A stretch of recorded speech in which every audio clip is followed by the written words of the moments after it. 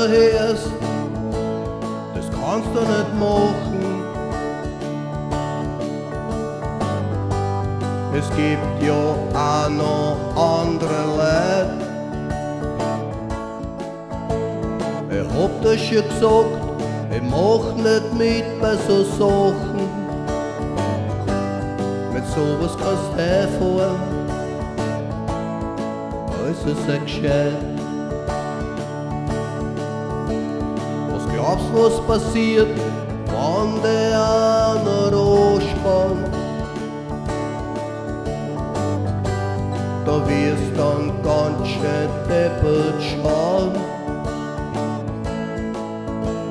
Die Leute, wenn sie sowas sehen, drehen doch gleich durch am Stand. Wenn's nicht sofort aufhörst, werden's dir noch haben. Ich weiß, du denkst dir jetzt, das geht mir gar nichts an. Aber die ewigen Wege mit dir fangen mir auch schon an. Wenn's das wo machst oder keiner zuschaut, dann war ja alles halb so wild.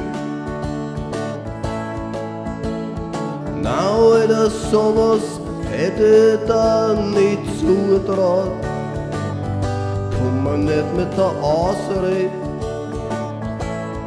du bist verkühlt. Es gibt da ungeschriebenes Gesetz. Ich kann da nur mehr mit dem Zaunpfahl winken. Na, Alter, wirklich, ich sag das nicht per Hetz. Du kannst doch beim Heirichen keine Cola trinken.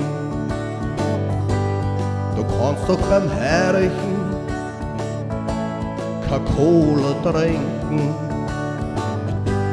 Du kannst doch beim Heirichen keine Cola